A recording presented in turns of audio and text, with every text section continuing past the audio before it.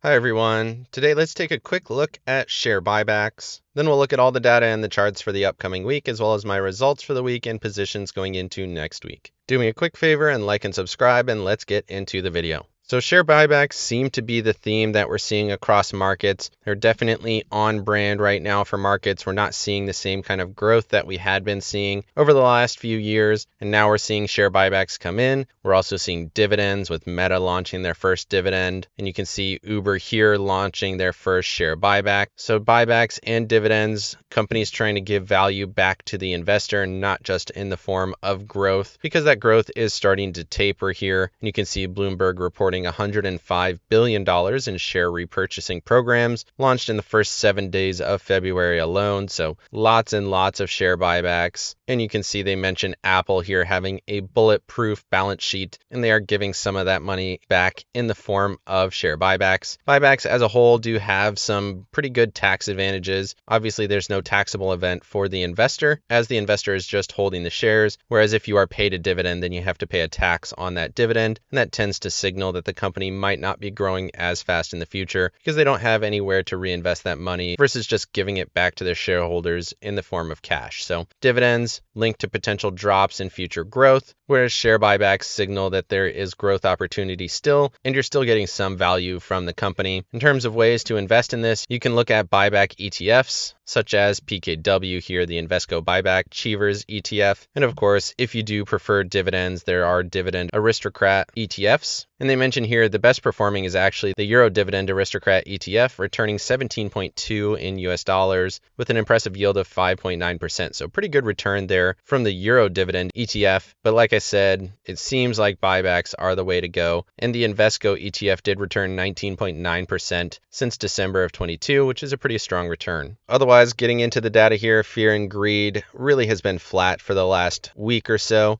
finishing at 77 last week. It was at a 79. You can see we've seen a little bit of chop here over the last few weeks, holding in these same levels. Strength still in extreme greed, breadth still sitting in greed. Put call ratio extreme greed, we'll take a look at that later on the charts. Volatility still holding higher lows, which is interesting, definitely neutral. And then safe haven demand and junk bond demand still holding in extreme greed. Bond investors are just not seeing the same fear. Equity markets have at least a little bit of hesitancy, but not very much. Moving over to the AAII Sentiment survey, you can see a pretty significant step down, went from 49 to 42 on the bull side, and that moved into neutral as well as the bearish side here. Bearish stepping up from 22.6 up to 26.8, and then you have neutral stepping up from 28 to 31. So pretty decent steps up. This is still headed back towards that more historical average of 37, 31, and 31. So we're not quite there yet, but this is an indicator of some people starting to turn a little bit bearish. Remember, it's not a bad indicator when everyone is bullish or everyone is bearish, but when we start to see that indicator flip from bullish to bearish, that tends to mark market swings, and that's what we're seeing here. You got contrarian metric, super bullish, way above average, and now we're seeing that swing back down into more bearish territory, so that's an indicator to me that there's some bearishness to come. Moving over to seasonality, where we're still in this ramp up, expecting to see one more bump here into the 20th based on historical moves for seasonality. And you can see the solid lines are the historical averages outside of your election years, and that would have given you the peak on the 16th, which seems like it could have happened, especially on the SPY. We did get wick highs and a new high close for the SPY, and then into the end of the month is expected to be pretty bearish. So election years, you could still see flat with some choppy price action, but remember the overall historical average has already peaked for February, and then looking at bearishness into the end of the month. And then moving over to the calendar, we just finished options expiration. You'll notice all of the bull indicators were in the first half of the month, and then the second half here, all bear for next week, and then one more bear here on the 29th. Nothing else for that final week of February, but next week, all bearish indicators. Keep that in mind as we move into next week. Moving over to the economic calendar, don't forget Monday is President's Day, so no trading. Tuesday, nothing here. U.S. leading index expected to be slightly negative, not a huge impact. On Wednesday, however, we do have Fed minutes. I think we generally know everything the Fed has been talking about, but those minutes could give us a little bit more information, especially with relation to when we could see some cuts going forward. I think they're going to be a little bit bearish. I would expect them to be a little bit bearish bearish with what we have been seeing from the Fed. And then looking at Thursday, you do have some pretty decent economic data, global U.S. manufacturing PMI, as well as global services PMI, and then Fed balance sheet on Thursday, continuing to watch that. It's been a little bit flat, if not up a little bit, so that should be bullish for equities. It's not selling off nearly as much, so I'll continue to watch that. And then you have really nothing here on Friday. A couple of bond auctions on Thursday as well. I forgot to mention those. And then you have the 20-year bond auction here on Wednesday as well. So continuing to watch those and seeing where the market's at in terms of yields on bonds, especially with the hot inflation data that we saw last week. Moving over to Max Payne for the Friday session, sitting down at 495, so not too much lower than the current price. But look at that call wall here, 502, 69,000, the highest strike by a lot. The next closest one you could argue is 470 here at 28,000. So 69,000, almost 70,000 calls traded here at 502. My expectation is that is the limit for markets this week. Not a ton of options, but that is a dominant point here, which does speak to the bearishness that we saw in seasonality. That would give you only a 1% potential move to the upside, but realistically, I would expect this to move lower, and then you could see a finish between 490 and 497, which could give you up to 2% to the downside. So the risk is to the downside, in my opinion. And I did say that last week. I thought we were going to be fine into options expiration, which we generally were. Now we should see that bearishness coming through on the second half of February. And moving over to the charts here, starting off with the S&Ps here on the weekly chart, you can see we're still very much in this uptrend, but we are right at that resistance here. You can see it marked at the top here in July, some consolidation here in September of 22, and then the peaks here in June of 22. We're right back at that level. Once again, we touched it last week, touched it again this week, and I do still believe that this is going to be a turning point at this critical level, continuing to find resistance there, and now we have the catalyst of inflation potentially pushing us down. We did touch this lower trend line, and you can see I have all of these kind of intermediate trend lines in that 1-point font so you can see through them a little bit better. The darker ones are the more important trend lines. So you do have this short-term structure. We did touch that and then bounce from that level a little bit. That was on that first CPI number. But if that level breaks here this week, it's going to be right around that 49.73 area, which is right at that little bit less important trend line. If those break in that area, you got the 9 EMA sitting down at 48.58, and then that medium-term trend line here as well at 48.31. So that's what I would expect to see, a break of this initial move and then a potential move down to that area, and then probably a little bit of a bounce and a finish right around that 9 EMA. Current momentum, we did see a step down, so that's a little bit bearish. RSI breaking down from overbought conditions. It's been quite a run. I think we're probably topped out here, especially with the options expiration out of the way. It does look quite bearish along with seasonality going into next week. And then looking at the daily chart, you can see those same levels here. 500 being a critical one. We did finish below it on the daily chart. 9 EMA sitting at 498.53. I would expect that to break. You got the 21 EMA sitting at 492.36. That would be your next potential support. Talked about it on Friday, but you can see that step down into bearish momentum. RSI broke down, retested the SMA and broke down further. So that is clear divergence, looks much weaker here on the daily chart. Again, expecting some pretty significant selling over the next week. Moving over to the NASDAQ here on the weekly chart, I did make some pretty decent adjustments to this chart. You can see you have a trend line here marking these most recent tops, marks the top here in July, and then marks that pivot point here in September of 22. So right in that zone, you can see a short-term rising wedge on the weekly chart. Lots of convergence of resistance at this point. We're back below the major trend line, which is this one here, marks that top in August of 22, and then we've touched it most recently here on current price action. Momentum stepping towards bearish. RSI not broken below the SMA yet. I would expect that to happen this week. We did get a new high on RSI, so we don't have divergence. You can see that here we broke the divergence line, but a critical resistance. Last time we hit critical resistance, we did have a pretty substantial drop over the coming weeks. And again, I am still expecting that same thesis. So in terms of support, you got the 9 EMA sitting at 17,196 and current price is 17,685. So that would give you a pretty substantial drop to the 9 EMA. That would also break this short-term trend. And then your next trend support would be down around 16,590. Again, pretty substantial substantial drops to those next major supports. Weekly 21 sitting at 16,198. And then moving over to the daily chart, not much of a change here in terms of thesis. You can see this really consistent uptrend we've been seeing on the NASDAQ. It's worth noting we did stop a little bit short. 438 was our most recent high, did not hit that top trend line. That is a bit of a weak indicator. Usually you don't see that miss the top of the trend unless it's starting to break down. You can see we had a similar move here where we had a double top, missed the top of the trend line, and we did have some follow through to the downside. Now we've had a miss.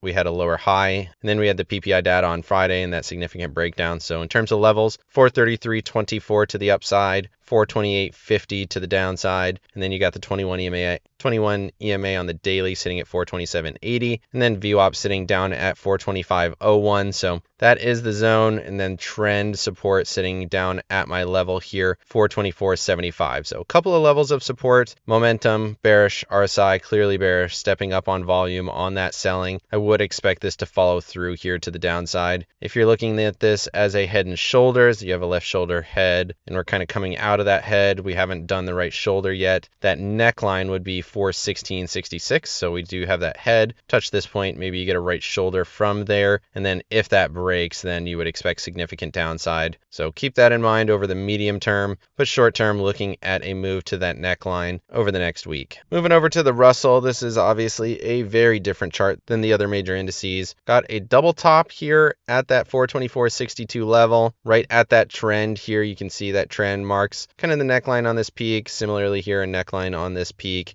And then it starts to mark the lows here in December of 22, as well as that pivot point here in June of 22, also marking that low. So very important trend line. We're right there at it now. Doesn't mean we can't overthrow it like we've done several times at this point, but we're at it. Does seem like a point of resistance. Momentum still bullish. RSI still bullish, so respect that. I am bullish on the Russell. I think we're probably going to see a little bit more pop here, but understand that if it holds at this resistance point and starts to break, that's going to be quite weak. You could also argue this is a slightly lower high as well. I don't think we took out that peak going back to the end of December. Let's go ahead and look at this on the daily chart. Yeah, we just missed it here. So you can see that peak on December up just a little bit above this most recent high. And then we got the gap down and sell on PPI. Again, daily momentum, daily RSI still a little bit bullish here, but watching for follow through on Tuesday. If we do see that down to 198.32 and then that level breaks, that's going to be pretty bearish in my opinion. Right now, still a bullish structure, watching for the follow through to the downside based on those inflation catalysts as well as seasonality. Moving over to the Dow, you can see it's been a very strong run. This is the weekly chart, so many weeks in a row here from the end of October to current price. This is an all-time high here at 387.77. That's my current resistance. 382.20 is current support. We tested both of those levels this week, and we ended up getting a doji 0.14 to the downside on the week. 9 EMA sitting at 380.03, looking for that area to break, and then you got the 21 sitting all the way down at 360.30, so lots of downside potential. VWAP in between those two at 374.15, and then the most recent high going back to January is that 369.18 level, so expecting 9 and 21 to break. We'll see if that happens this week or next week, waiting for at least somewhat pullback down to that 21 EMA ultimately, which is at 360.33. And then moving over to the daily chart, you can see that same structure. We're topping out around that 387.77 level. Tested it multiple times this week.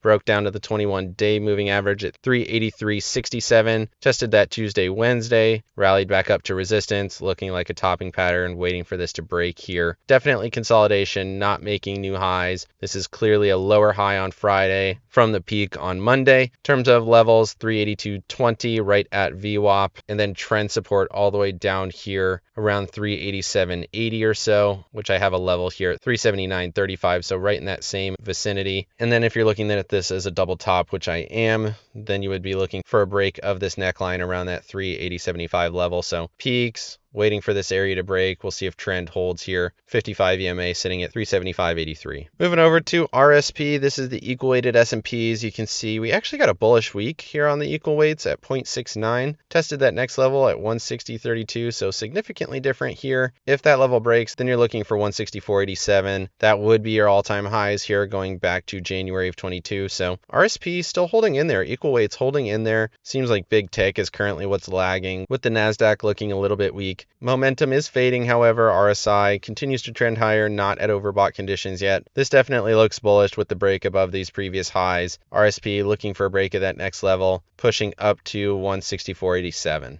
Moving over to SPY Russell and NASDAQ SPY, you can see SPY Russell continues to break down. We're seeing Russell outperformance. That's part of why I think the Russell is going to continue to look pretty strong. I would expect this to continue to move lower, at least to that 55 EMA at 2.37 or double bottom here at 231. Then we'll see what happens at that point. So critical zone there. We'll see if it continues to break down as it looks like it will. And then similarly here, SPY NASDAQ. NASDAQ SPY breaking down, so you have the SPY outperforming the NASDAQ a little bit, and then you got the Russell outperforming both of them. Seems like tech is a little bit out of favor, and we have the small caps and the equal weights doing a little bit better. Moving over to SPY divided by the M2 money supply, we did get a bearish candle, 0.42%. You can see this rising wedge structure that we've been in. Momentum stepping towards bearish, RSI breaking down a little bit. Obviously, we ended up overthrowing that 2205 level by quite a lot. That was our all-time high as well as the pre-COVID high, so that was a critical point. Remember, anytime we get above 2205, eventually we do get back below it. And the question is this the critical point, or will we get to 2449 and then break down? I just can't imagine we're going to do it. I do think this is the pivot point, and then we'll start to see it pull back down to that 2205 area. Remember, this is weighted based on M2, so even if we get to those recent highs around that 2220 or 2205 area, that doesn't mean price on the regular S&Ps is going to get into that same area based on the weighting, but I would expect it to move back into that area 2205, and then if that level breaks, then we should expect much more downside over the medium to long term. Moving over to the Mag 7 chart, this is NVIDIA, Apple, Tesla, Meta, Amazon, Microsoft, and Google. You can see it's in this rising wedge, just like we're seeing across markets. We're right at resistance. Marks the top here in July, marks these wick highs here in September, as well as the lows here in May. We're at that critical point. Seems like we're at resistance, waiting to see if we pull back to this trend line down around 298. Might find some support at 308.72. In terms of prices here, I just did all of them added together divided by 7. So it's just an average price for the group. I would expect it to dip back to at least 308, if not a little bit deeper here. And as these go lower, they're going to drive market prices lower in my opinion. Moving over to Apple and Tesla here, you can see both of these look pretty bearish to be honest. Apple definitely a double top, kind of throwing a little bit of a wick high, but it's at a critical point. I would expect this trend line to break here at 180.80. Got the highly traded zone just below it, 178.62, and then my level here, 170.90. I would expect at least the trend line in the 55 to break, hitting that 70.90. I don't know if it'll do all of that in 1 week, but momentum's bearish, RSI is bearish.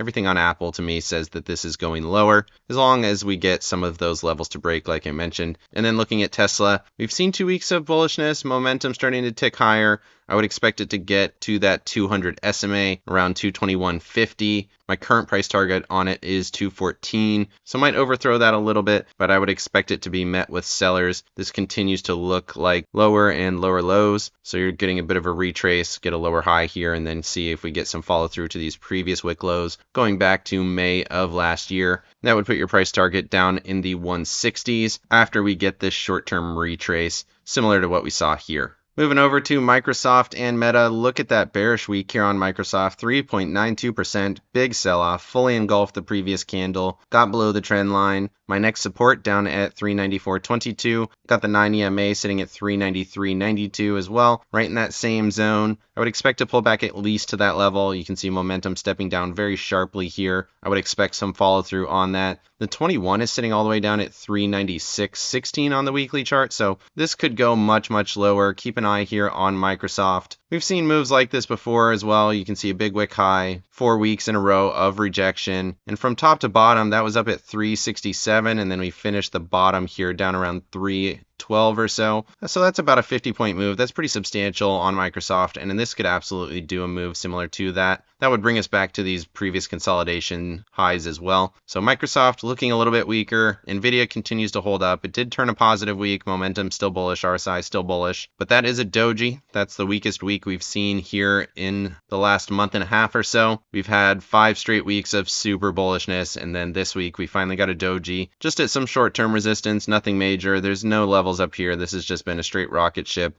and these are all-time highs, so just trying to kind of figure it out. But this looks a little bit weaker this week than it has over the last 5. Moving over to staples and discretionaries. Staples was positive on the week, 0.23. Tested 72.50 again after touching that level here at the end of January, so held that level right at the trend line. This does look a bit weaker now. I thought we would see a little bit more retrace of 2 weeks ago. Still holding up okay. Looks like consolidation at this point. I would expect it to kind of chop between those two levels, 72.50 and 74. Obviously, if we get a break in either direction, that's going to be the move. Overall, the structure is still technically bullish. We're above all the EMAs and SMAs, but it's really having a hard time with that 74 resistance. Demand discretionaries, similarly, it's been consolidating for a while. Tried to get a break 2 weeks ago, couldn't do it. And then this week, we ended up negative about 0.5% off of that 80-10 level, almost to the penny right here, previous highs, got a lower high. And if this follows through to the downside, that's going to be quite bearish,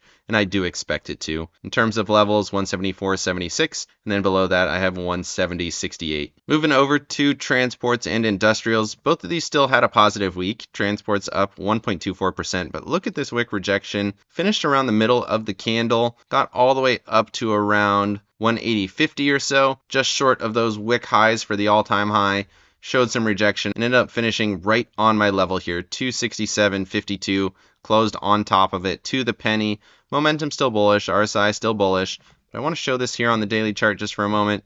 You can see the gap down fully engulfed on that Friday session, showing a little bit of weakness on the shorter time frame. So do keep that in mind here on transports. Similarly on industrials, very strong week, 0.92, still at all-time highs. Wicked this trend line resistance, but then again, looking at it on the daily chart, you can see we got right to the bottom of the previous candle after gapping down 0.6%. Not nearly as bearish as transports, but this is one of the weaker candles we've seen, and you would expect to pull back to the 9 EMA down around 117.12. And this has been a rocket ship. Industrials has gone straight up over the last couple of months, and it's starting to show a little bit of weakness. We saw something like this, hit that bottom trend line, overthrew it a little bit, and then rallied a little higher. But I would expect this to break at least to that trend line 116, and then I have a level right there as well, 116. So watching 116 on industrials, and if these really strong sectors start to pull back, and tech is pulling back, that's going to be pretty weak for markets, in my opinion. Moving over to 20 and 50-day breadth. 20-day breadth continued to hold right in the same region. That's 3 weeks in a row holding in the same area.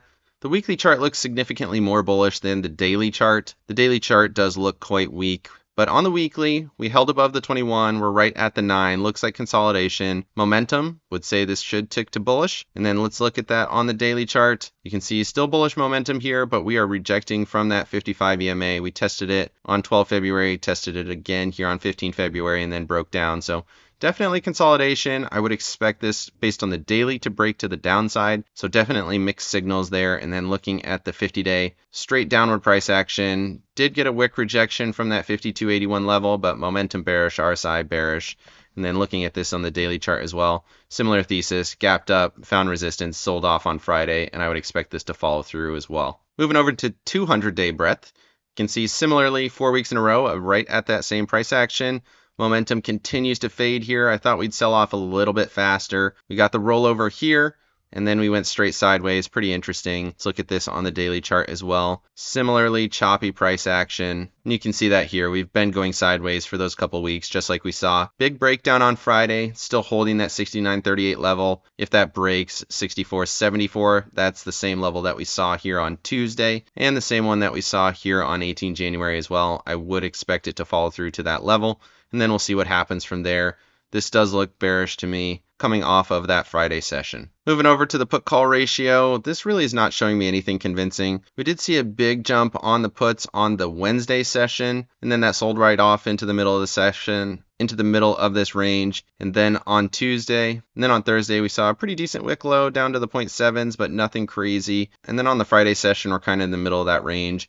I would expect this to follow through up to the 1.4s again as we see that follow through to the downside. Then once we get into that range, then we'll see what happens. The 1.4 area has been hit quite often here recently. You can see there's been several points in time where we've hit it pretty consistently. We're also showing slightly higher lows here on the call side, so This does look more bearish to me. I would expect it to push to that upside, indicating more puts to come into the market, which would be a little bit bearish, means that markets are moving lower and triggering people to start adding some puts to their portfolio. Moving over to yields, both of these look quite strong. The 2-year continues to swing higher, broke all of these downtrend lines at this point. Hit the 200 SMA and pulled back a little bit. Momentum bullish, RSI bullish. I would expect both of these to go higher here. And then looking at the 10-year, similar thesis, rallied up super strong on CPI, found the trend line, bounced on PPI, and then I would expect this to fall through a little bit more to that upper trend line. And that would put you around 4.45, potentially all the way up to that 4.5 range. And then we should be headed towards those normalized conditions, with the 10-year starting to return a little bit more than the 2-year. Moving over to the dollar here on the hourly and the daily, you can see that big spike up we saw on the CPI data on Tuesday. And since then, we've really been downtrending. Honestly, pretty surprising. Almost back down to that 144 EMA here on the daily chart, which was the level we saw hold all of last week and the week before. At that 104.11 area, we're right back in that same zone. On the hourly chart, all of the EMAs have broken down. We're back below 104.4, which again is pretty surprising. I thought the dollar would be going a little bit higher with yields going a little bit higher and inflation going higher. But right now, everything says a little bit bearish here. Let's go ahead and look at this on the weekly chart. We still ended up slightly positive on the week. Zoom in on that. You can see momentum continues to tick towards bullish, and I am bullish on the dollar, which, like I said, it was a little bit surprising we saw that much weakness. This is starting to fade in terms of momentum. It's been quite strong. We're in an area of resistance, but momentum says this should continue a little bit higher here. And especially with inflation and yields, I would expect this to go up to that 105.50 range. So definitely mixed signals, short term, a little bit bearish, medium, daily chart, mixed signals, and then weekly chart still showing a little bit of bullishness. So watching the dollar go into next week, I would expect it to go higher as equities go lower. Moving over to bonds, JNK and TLT were both bearish on the week, and that does make sense with yields going higher. You can see this momentum continues to roll down. I would expect it to break down about 0.5% on JNK, touch those levels, found a little bit of support. I would expect it to continue lower. Like I said, RSI breaking down. And then you got TLT about to test that 21-week moving average at 91.98. It is right at my level here, 92.82. So right in the zone. If it's going to hold, it really needs to do it now. If this area breaks, could be headed down to 89.16. Got some trend support down around 90.40. And then if that level breaks, then you're headed to these most recent lows around 82.60. So be cautious here if you're bullish on bonds. I am not. I am bearish on both of these. Moving over to the VIX, you can see we continue to hold these higher lows. It's right at trend support, right at 9 EMA on the daily chart. Momentum fading a little bit, but RSI hitting the SMA. I would expect it to bounce higher, like I mentioned in the Friday video, up into the 18 to 1850 area on this next spike. So that would indicate more selling to come. Let's look at this on the weekly chart. Got another really big spike on the week with that CPI and PPI data up to that trend line. So expecting another follow through on that same move, some wicks up to that same level. And then if we do hit these most recent highs, that would put us up to that 2250 area. And that would definitely be some pretty bearish selling. Right now, the VIX looks bullish on both the daily and the weeklies. So keep that in mind as you head into next week. Moving over to my accounts, you can see I was down a little bit on the week. All of that is notional right now. All of my calls are deep in the money. So 53 calls, 57 calls here on my TQQs, currently sitting right at that 57 area. Definitely going to be watching this closely at 57. You can see TQQs actually sold off a little bit more after hours, so right in that 57 area. Watching that one closely here for this share position in my IRA. And then like I mentioned in the Friday video, I'm looking to draw this down. I think I might move over to just 2 contracts on the regular Qs, which would be closer to that $90,000 in value versus this position, which is closer to $160,000 in value. So right now I'm pretty bullish. In terms of position, I do want to draw that back. I am protected down to 53, but that is 30 days from now, and I think there could be a lot of selling between now and then. So watching this one closely, we'll see how it plays out. But right now, deep in the money calls on a covered position, but my overall position is slightly bullish going into the Tuesday session. Let me know down in the comment section what you think of share buybacks and dividends. Is that the way to go right now? Or are you out there still looking for growth in this market? Definitely like and subscribe if you got any value out of this video, and make sure you hit the bell so you don't miss out on any future episodes. Of course, none of this is financial advice. This is all for entertainment purposes. Good luck in your trading and have a great day.